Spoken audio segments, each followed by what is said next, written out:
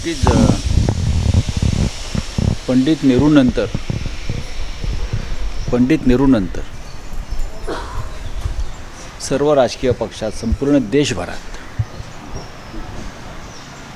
जे लोकप्रिय नेते होते, विरोधी पक्षात राहूनसुद्धा आणि आपल्या विचारधारेशी एकनिष्ठ असलेले असे अटल बिहारी वाजपेयी होते. उत्तम संसदपटू. माणुसकी काय असते, मानवता काय असते, हे आम्ही त्यांच्याकडनं पाहिलं. देशाचे पंतप्रधान म्हणून त्यांचं कार्य आम्हाला जवळून पाहता आलं. नेतृत्व, देशाचं नेतृत्व म्हणतो, नुसतं नेतृत्व नाही, पक्षाचं नाही, देशाचं नेतृत्व कसं असावं हा एक परिपाठ आम्हाला त्यांच्याकडून घेता आला. हिंदुत्वाच्या विचारधारेशी कधी तडजोड न करता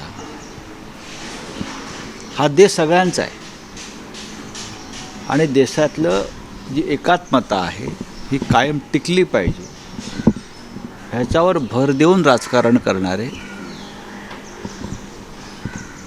धर्मांधता, जातंधता ह्या दोन शब्दांना दूर ठेवून सुद्धा हिंदुत्वाचं राजकारण करतायत हे त्यांनी देशाला आणि जगाला दाखवून दिलं. हिंदुत्वावरती जी युती झाली आमची शिवसेना आणि भाजपा, त्याला अटल बिहारींचं एक फार मोठं त्याच्यात योगदान होतं. बाळासाहेब ठाकरे आणि त्यांचं अत्यंत जिव्हाळ्याचं नातं होतं.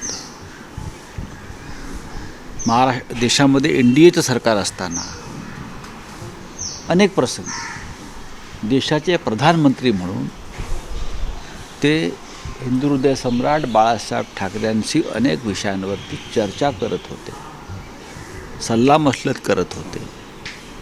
निर्णय घेण्याआधी महत्त्वाचे ते बाळासाहेबांची हितगुज करत होते. हे मी अनेकदा पाहिलं. आज जो भारतीय जनता पक्ष तुम्हाला दिसतो आहे, दोन स्तंभ जे प्रमुख आहेत, अडवाणी आणि वाजपेयी, त्या वाजपेयींचं स्मरण आम्हाला कायम होत असतं. विशेषतः कारगिल युद्धाच्या वेळेला त्याने जे नेतृत्व गुणाची कसोटी आम्ही त्यांची पाहिली. पण त्याआधी त्यांनी अत्यंत सलोख्यानं, प्रेमानं पाकिस्तानचा प्रश्न सोडवता येईल का यासाठी ते लाहोरला बस घेऊन गेले.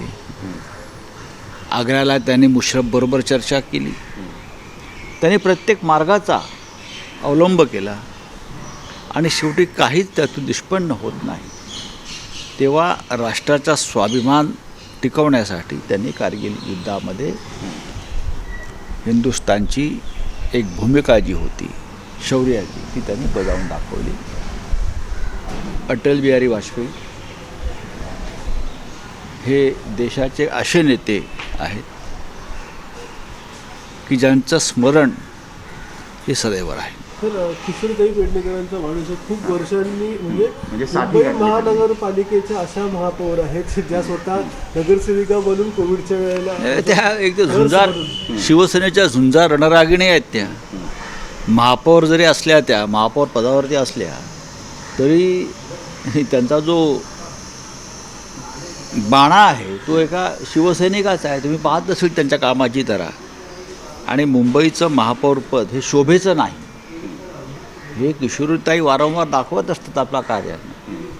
आग असू द्या, संकट असू द्या, अपघात असू द्या, पूर असू द्या, करोना असू द्या, मुंबईच्या महापौर किशोरीताई पेडणेकर या शिवसैनिक म्हणूनच धावतात. त्यांच्यासाठी महापौर हे पद नसून एक व्रत आहे सेवेचं, असं मी नेहमी सांगतो. सर, ओमिक्रॉनचं संकट वाढतं आहे राज्यामध्ये आणि फेब्रुवारीमध्ये तिसरी लाट येईल असा धोका सुद्धा तज्ज्ञ व्यक्त करतात. नाही, ते भाजप म्हणतं की राजकारण करत त्या विषयावरती तज्ज्ञ बोलत आहेत. तज्ज्ञांना बोलू द्या. भारतीय जनता पक्षानं या विषयात कुठे डॉक्टर घेतले मला माहीत नाही. महाराष्ट्र सरकारमध्ये आणि देशामध्ये जर भारतीय जनता पक्ष असं बोलत असेल तर 2 दिवसापूर्वीच पंतप्रधानांनी केंद्रामध्ये आरोग्य खात्याची एक बैठक घेतली आणि त्या संदर्भात ही चिंता व्यक्त केलेली आहे. आता त्यांना आपल्या नेत्यांचं ऐकायचं नसेल तर महाराष्ट्र भाजपापासून राष्ट्रीय भाजपाचं रक्षण हो एवढंच मी सांगेन.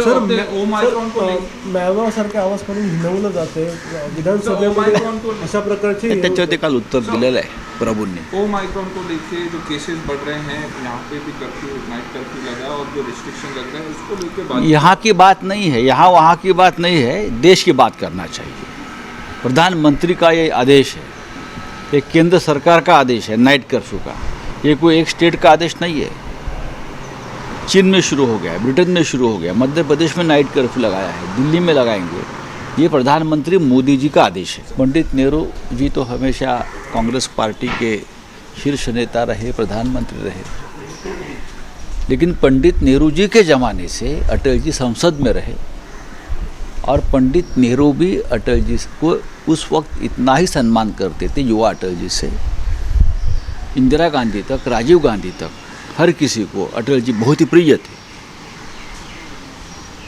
नेता प्रतिपक्ष और बाद में प्रधानमंत्री.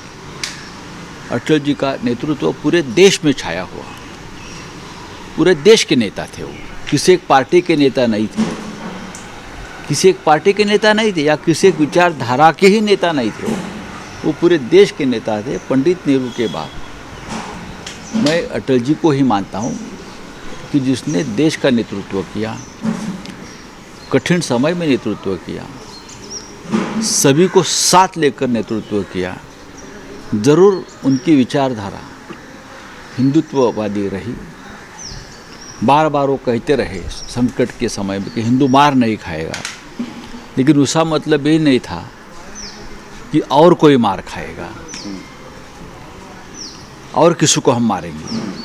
नहीं, उनकी भूमिका रही कि हम ज़रूर हिंदू हैं, हमारी राजनीति हिंदुओं की रहेगी, लेकिन ये देश सभी का है. राष्ट्रीय एकता, राष्ट्रीय एकात्मता और राष्ट्रीय स्वाभिमान के सबसे बड़े मार्गदर्शक और विचार प्रवाही अटल जी रहे.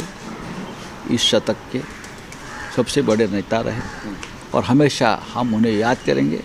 खास करके शिवसेना बीजेपी का जो गठबंधन हुआ उस वक्त हिंदुत्व के आधार पर, उसमें अटल बिहारी वाजपेयी का योगदान बहुत बड़ा रहा.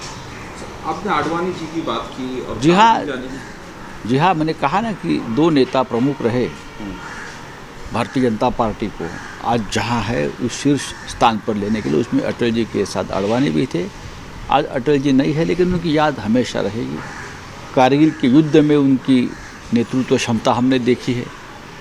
उससे पहले बहुत कोशिश की कि बातचीत से कोई मार्ग निकाले कश्मीर का, पाकिस्तान के साथ दुश्मनी ख़त्म हो, इसलिए खुद लाहौर में बस लेकर गए. आगरा में मुशर्रफ के साथ समिट किया. अगर नहीं हुआ कुछ तो अगर युद्ध ही एकमेव मार्ग रहा तो युद्ध का भी मार्ग उसने स्वीकार कर लिया. तो अटल जी हमेशा हमारे दिल में रहेंगे. अटल जी के बारे में आपने कहा कि राष्ट्रीय नेता थे. अटल जी ने ये कहा था कि राष्ट्र धर्म निभाना चाहिए, क्या तो हमेशा कहा. अटल जी एक ऐसे राष्ट्र के नेता थे, देश के नेता थे, किसी एक पार्टी के नेता नहीं रहे.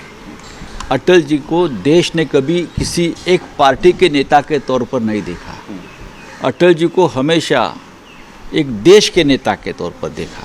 कश्मीर से कन्याकुमारी तक, अगर हम नागालैंड में जाते थे कभी तो भी अटल जी की बात वहाँ निकलती थी. हम पौंडीचेरी में जाते थे तो लोग अटल जी के गुण गाते थे. कहाँ भी जाइए अटल जी के नाम का डंका हमने देखा है बसता था. ऐसे नेता पंडित नेहरू के बाद एकमेव होते अटल बिहारी वाजपेयी. पण त्यांच्या विचारावरती भाजप पक्ष सध्या चालतोय का? अनुकरण अटल करतोय जी का ही विचार चलेगा, लेकिन अटल जी का विचार की विडंबना नहीं होनी चाहिए, ये मैं हमेशा कहता हूँ. अटल जी का विचार एक हमेशा सबका